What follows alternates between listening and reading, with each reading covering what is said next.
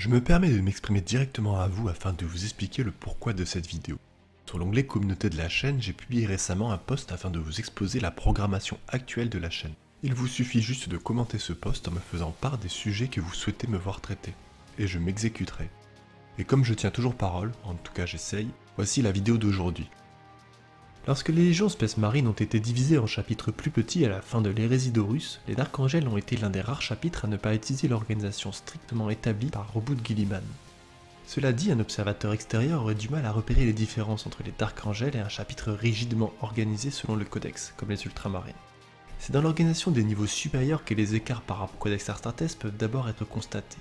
Tous les chapitres comprennent un certain nombre d'officiers et de spécialistes qui se tiennent à l'écart de l'organisation générale du chapitre. Chez Dark Angel, ces individus sont connus sous le nom de cercle intérieur.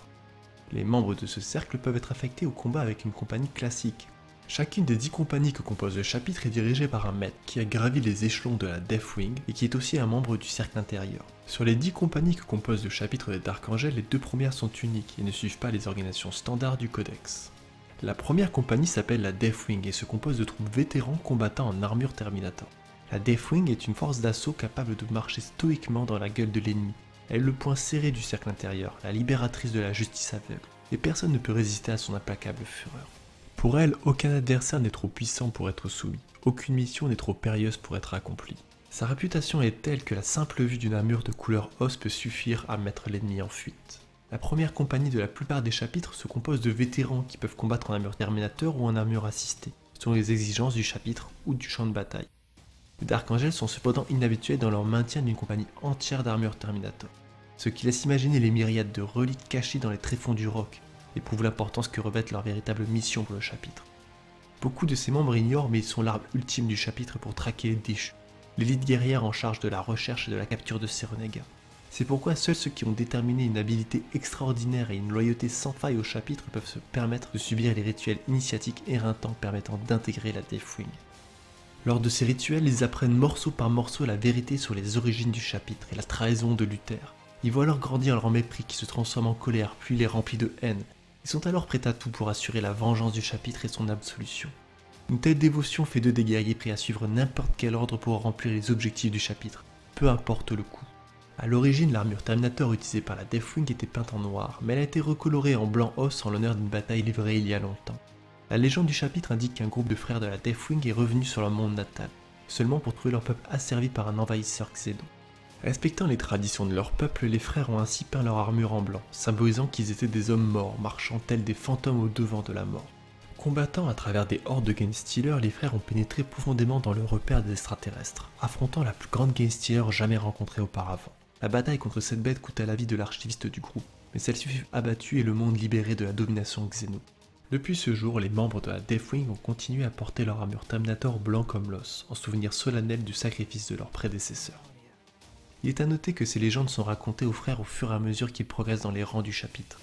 Certains racontent que des héros revenus de la guerre trouvent leurs frères corrompus ou réduits en esclavage, tandis que d'autres racontent des histoires d'abnégation et de refus absolu d'accepter la reddition, même dans les conditions écrasantes. Tous ces récits de malheur amer se terminent par la défaite de l'ennemi, malgré des coûts exorbitants pour les rescapés, ainsi qu'une tâche éternelle sur l'honneur de ceux qui viennent après eux. De telles histoires insufflent à chaque Space Marine qui leur est raconté une volonté zélée de réparer les anciens torts et de rechercher l'ennemi, peu importe où il pourrait se cacher. En conséquence, chaque Dark Angel aspire à rejoindre la Deathwing pour mener l'assaut contre les ennemis du Lion et de l'Empereur. Les membres de la Deathwing honorent seulement la compétence en combat. Ascètes monastiques et désintéressés, ils se soucient peu voire pas du tout de la forte réputation qu'ils ont acquérie dans toute la galaxie, ou l'estime dans laquelle ils sont détenus par leurs alliés. Ils détestent l'arrogance et les fausses platitudes, voyant ceci comme des faiblesses qui étaient possédées par Luther et ceux qui l'ont suivi. Ils considèrent leur capacité comme le minimum requis pour accomplir leur objectif et ne ressentent aucune compassion, aucun remords ou peur. La dévotion au chapitre est tout ce qu'il compte pour eux. Ceux qui intègrent la Deathwing pensent avoir appris tout ce qu'il y a à savoir sur le passé obscur des Dark Angels, mais n'ont en vérité qu'à peine effleuré les premiers anneaux du cercle intérieur. L'organisation clandestine est faite de cercles concentriques et les vétérans de la compagnie continuent à apprendre des éléments de leur histoire. Ces guerriers reçoivent alors le titre de Deathwing Knight et la noble fureur et la dévotion avec laquelle ils se lancent en combat alimentent les légendes du chapitre. Les Strike Masters servent de lieutenant à la Deathwing, mais ils ont aussi une toute autre fonction. Classés plus haut même que le Deathwing Knight, il leur incombe la lourde tâche de gérer la prison au plus profond du roc. là où la plupart des prisonniers sont détenus et où les reliques les plus dangereuses sont sécurisées.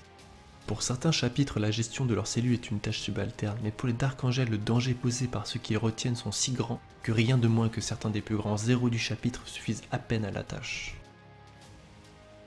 Le grand maître de la Deathwing est chargé de diriger la première compagnie honorée des Dark Angels au combat et de présider les cérémonies, les rites et les rituels du cercle intérieur.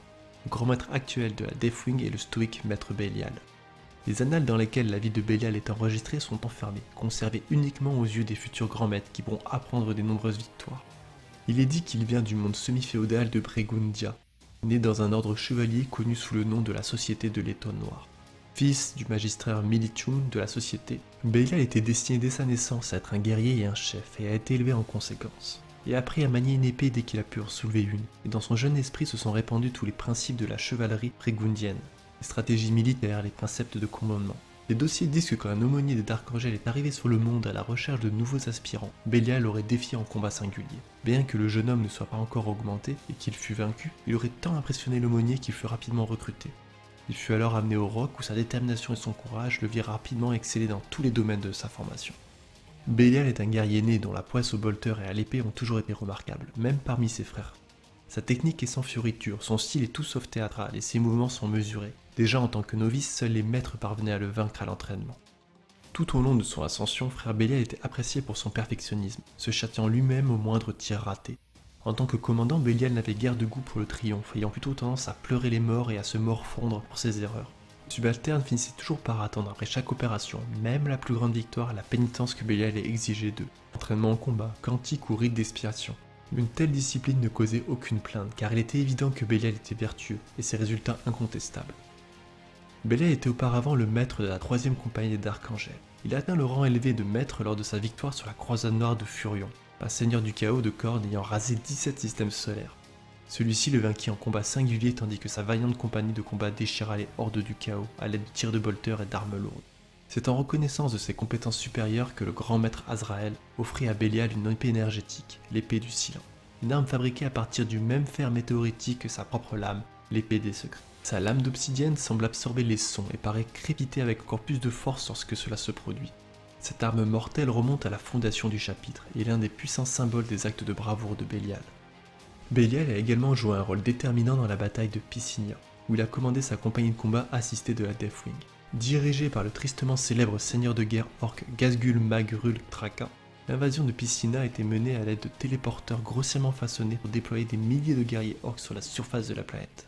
En raison de la grande puissance nécessaire au fonctionnement des téléporteurs, une grande partie des combats s'était concentrée autour des 3 principaux centrales électriques de la planète. Au plus fort des combats, Belial montra la profondeur de son expertise tactique, gardant la marée d'orques sous contrôle en redéployant habilement ses guerriers Dark Angel là où était le plus nécessaire. Maintes et maintes fois, les orques ont été repoussés par l'espèce marine, qui ont eux-mêmes été rapidement redéployés pour combattre sur le front suivant, ne laissant qu'une force symbolique à leur place. Malgré la grave blessure que subit Belial en combat singulier contre Ghazghul, son brillant esprit tactique et sa souplesse lui permirent de contenir les attaques des orques jusqu'à ce que les peaux vertes soient systématiquement détruites. Lorsque le reste du chapitre de Dark Angel arriva, les orques avaient été complètement chassés de la planète, et Belial fut alors surnommé le héros de Picina. Malgré cela, la mémoire de l'affrontement causé par Ghazghul continue de le hanter encore aujourd'hui. Suite à sa victoire spectaculaire à Picina et à la mort violente de l'ancien maître de la Deathwing à bord du Spaceship Shan Shrine, Belial fut élu nouveau maître de la première compagnie des Dark Angels. Sous son commandement, la Deathwing fut plus vigoureuse et magistrale que jamais. Bien que d'autres questions exigeaient son attention, il n'ait pas été aux commandes à l'époque, Belial était poussé à expier la défaite de la Deathwing sur le Space Hulk. Il était la Deathwing et leur réputation était la sienne, il ne faisait plus qu'un désormais. Cette défaite était une marque de déshonneur qui rongea Belial, et quand il en eut l'opportunité, il demanda de ramener la Deathwing vers le Space Hulk pour corriger l'échec précédent. Sachant ce qu'une telle faute pourrait causer dans l'esprit de quelqu'un comme Belial, Azrael accorda au commandant de la première compagnie toutes les ressources nécessaires à sa mission. Belial refusa l'aide de toute autre compagnie, affirmant que c'était la Deathwing seule qui porterait le fer aux habitants de ce Space Hulk. Cet énorme conglomérat de dizaines de vaisseaux différents s'étendait sur près de 20 000 m3. Il était habité à la fois par une grande couvée de Genestealers et par une tribu d'orques qui occupaient les extrémités opposées de la structure massive. Ils semblaient inconscients de la présence l'un de l'autre, et ayant découvert les orques lors de leur engagement précédent, c'était l'apparition inattendue des Genestealers qui avait condamné la première attaque. Le plan initial de Gabriel avait été de frapper à cible pour réactiver un réacteur à plasma sur l'un des vaisseaux inactifs, ce qui déclencherait une détonation en chaîne pour détruire la carcasse. Bélial évita cette stratégie, préférant le nettoyage systématique couloir par couloir, chambre par chambre. Par ce seul moyen, il serait sûr que tous les ennemis aient été tués. Dans une campagne qui mena pendant près de 73 jours, la Deathwing lança assaut après assaut, chassant les Genestealers de leur nid jusqu'aux orques, tout en purgeant simultanément les colonies orques pour forcer les peaux vertes à entrer dans les bioconstructs tyranniques. L'inévitable conclusion était un combat entre les deux races extraterrestres, épuisant davantage leurs forces. Tel un prédateur traquant sa proie, la Deathwing nettoya les passages et les pièces, éliminant les survivants des deux espèces, avançant profondément dans la carcasse, avec Bélial toujours à l'avant-garde. L'engagement final à bord du spécule eut lieu autour du réacteur préalablement sélectionné par Gabriel. Assuré que les habitants Xeno y étaient parqués sur ce vaisseau composant unique, Bélial mena une autre équipe d'attaque et accompagné de plusieurs tech marines, le réacteur fut remis en marche et forcé à la surchauffe. S'ensuivit le bombardement des vaisseaux par les Dark Angels, les orques et les Genestealers ayant été parqués pendant que la Deathwing se téléportait en lieu sûr. L'explosion qui en résulta déchira la carcasse, détruisant tout ce qui restait. Ne négligeant aucun détail, Bélial envoya des équipes de recherche et de destruction dans les restes pendant encore 18 jours, jusqu'à ce qu'il ait déclaré finalement l'ennemi anéanti et l'honneur de la compagnie restauré. Ceci acquit rapidement l'admiration et la loyauté inébranlable de tous ceux qui étaient sous ses ordres, ainsi que l'approbation du grand maître du chapitre lui-même. Sous sa direction, la Deathwing combattit dans de dizaines de batailles puissantes, se distinguant dans des combats autour de l'œil de la terreur pendant la 13e croisade noire d'Abaddon. Ce fut Bélial qui arriva à temps pour sauver Samael des griffes de Marbas et qui trancha la main du prince démon à l'aide de l'épée du silence. Cependant, il ne put achever son adversaire car le démon à tête de lion s'échappa alors même que ses membres tranchés repoussaient comme par magie. Lorsque Bélial part en guerre, il le fait à la tête d'une puissante armée parfaitement capable d'exécuter la volonté du cercle intérieur. Un de ses hommes porte l'étendard de la Deathwing, afin que sa compagnie puisse toujours se rallier à lui et que ses ennemis le voient venir et tremblent. Brandissant le marteau et le bouclier anti-tempête ou en cas de besoin l'épée du silence, il mène la première compagnie des Dark Angels de victoire en victoire.